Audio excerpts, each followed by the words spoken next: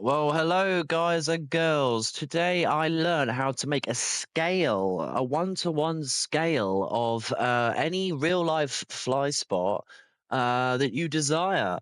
So I made my usual fly spot in Velocidrone, which is really, really cool, to an exact scale. And there's a trick that you can do in Velocidrone. It's baked in, and I only just learned about it. Really, really cool. I don't think many people really know you can do this. And it's just super cool. So I recorded this video uh, prior to this one, and I realized I had no audio. I had no idea what happens, what happened. But this will be me basically going over a voice overlay. So sorry about that, guys. I will try to do my best. And remember to record live what I'm doing, but you'll have to get me narrating what I did. But anyway, so I'm looking at the drag strip that I did in my previous YouTube video when I went here in real life. And I'm using this to build a map based on that video or based on that area that I flew in real life.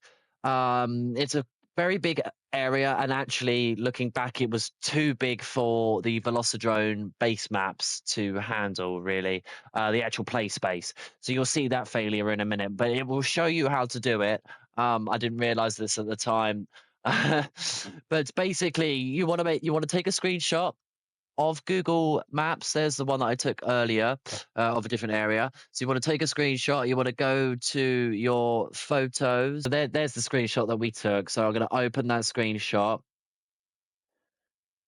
And now we want to, if I do it, yes, there we go. We want to save as. We're going to save the screenshot again as a JPEG. Want to save it as a JPEG, and you want to save it into your just normal documents folder, which we're on now. And you see there that I've got one from another track that I built this morning, Velocidrone underscore overlay dot JPEG. Make sure it's a JPEG, guys. We want to save that. I'm replacing the one that I took this morning. So now we have that image. We're going to go to Velocidrone.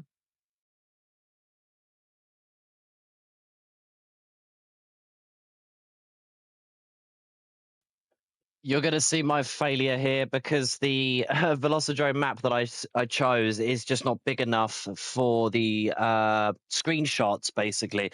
Because we got that screenshot, it's a kilometer long, and the Velocidrome maps just aren't that big. But I will show you how to do it in this. I'm still annoyed that the whole video that I did, no audio came out, so don't know what was wrong with that. But as you can see, we're going on the track manager, and we're going to make a new map. You can select any one of these, really, but if it's a real world spot, you probably just want to pick empty scene day or dynamic weather. So we've clicked dynamic weather, I think, for this one, and now we're on the track manager. Now the first thing we got to do is we've got to go down to tools, and we've got to click that picture here where my mouse is. It's like a sort of aerial shot. Because we saved that in our documents folder, we're going to click it, and then we're just going to click on the ground. I keep doing it a few times. I think it was just loading. It almost crashed the game. But here we have our overlay. Now, that isn't to scale yet. That's nowhere near the scale. You'll see in a minute that that's nowhere near the scale.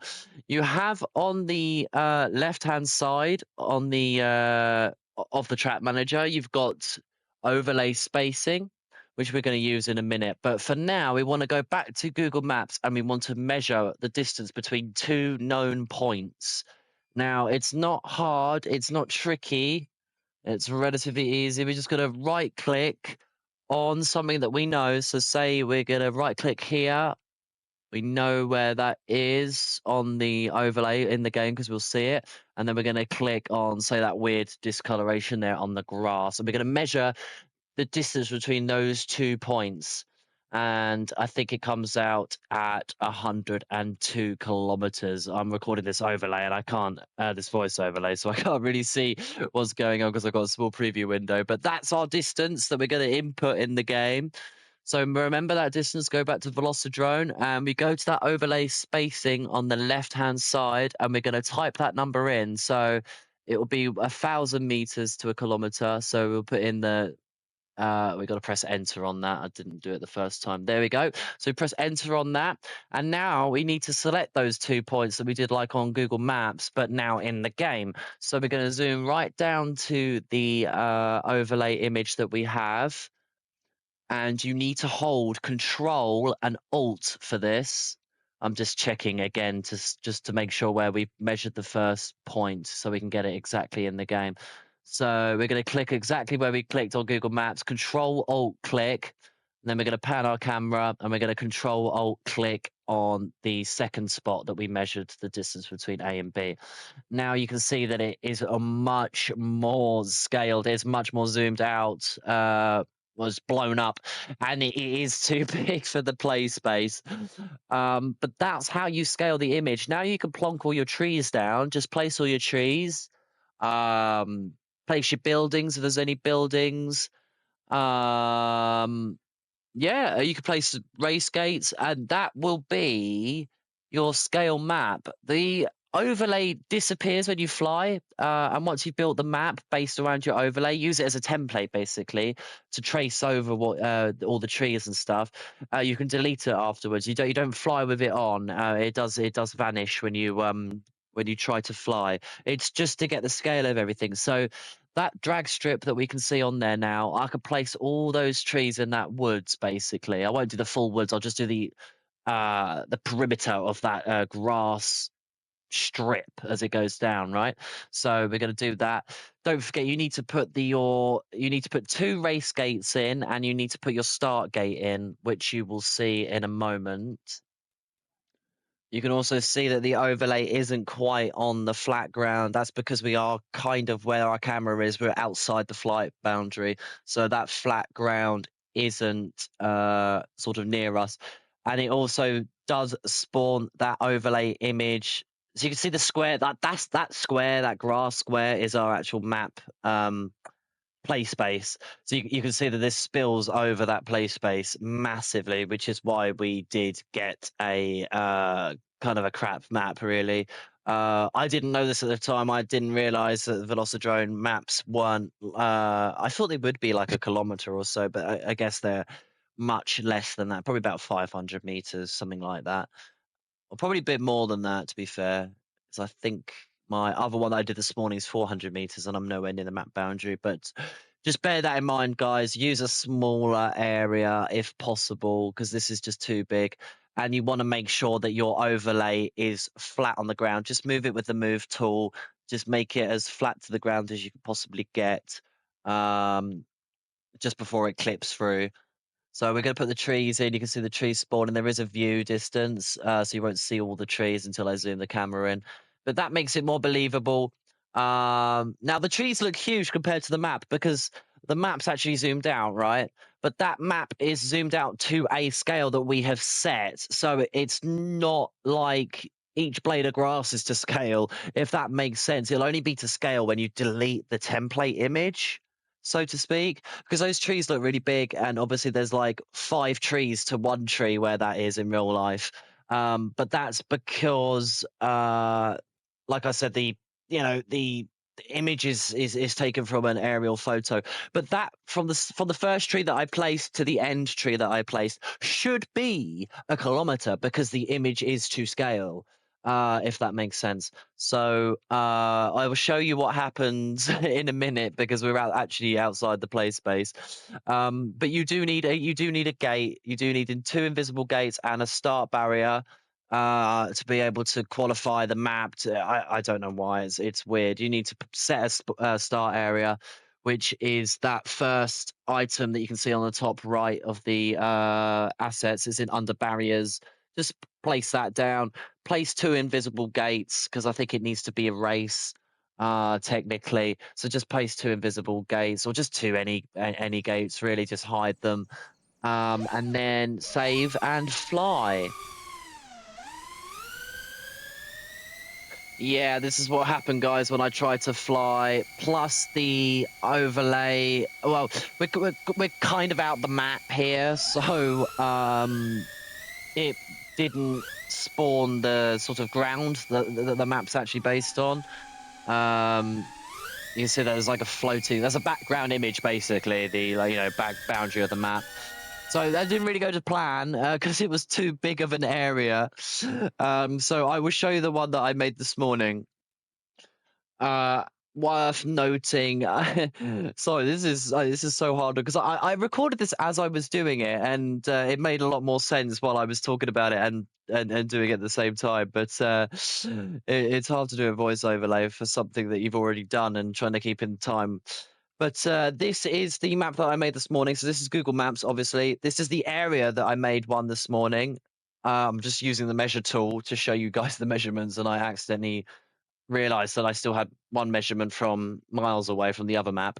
So we're going to select two objects on this map to show you the measurements, and I use the exact same method. So this playing field, you can see it's like a funny sort of shape. This exact playing field is the field that I made in Velocidrone, and I fly here a lot because it's quite dynamic area. It's a wide open space. If I crash, I can walk off and get my drone. There's no fences that I have to hop. It's public ground. So really cool spot. So there you can see the measurements between these two trees, which I could use. I don't think I used that exact measurement. I measured two other points, but you can measure any points as long as you know the distance between A and B on Google Maps. You can do it with the exact same method. So back onto Velocidrone in a Momo. So we're back on Velocidrone. This is the map that you saw from the Google Maps one. Obviously, when you zoom out, it's kind of annoying because when you zoom out, you lose all of the objects that you place because there's like a view distance. But you'll see it when you're flying. You don't see it that badly, or you shouldn't see it at all really when you're flying. But we have the two trees there. We've got the tree behind it as well, the singular tree. We've got all the rugby gates. There's a marquee there because when I actually flew here a couple of weeks ago, there was actually a very similar white marquee pop-up tent thing there. I think there's some rugby thing going on. I got trees on top of trees. I didn't mean to place those there. If you keep clicking to place trees, you might accidentally place a tree on top of another. But we got the rugby goals, we got everything that we need, and it should be, in theory, 1-to-1 scale. And it does feel that, it feels really cool. It's so cool to be able to fly in that spot. And, when it's raining outside, I can still come here, which is really cool. I'm sorry this video's been a bit all over the place. I've recorded it like 4 times. So I hope you can follow along with me. Please bear with me, guys. But yeah, this is the map that I made. I'm going to put some on-screen real recordings of the map now. So you'll have a good idea of what the map actually looks like in real life and not just from the Google images, the Google Maps. So yeah, really cool. You can do this for anywhere in the world. You could just just go crazy with it. I think it's so cool to be able to make your own spots. There's the goalposts. Really cool, guys. I'll leave you with some flying on the map and some real world flying. But yes, this is how you do it. Any questions, please let me know in the comments. I'm happy to help. It's quite a simple process when you know how to do it. Thank you for watching, and I hope to see your creations in the game.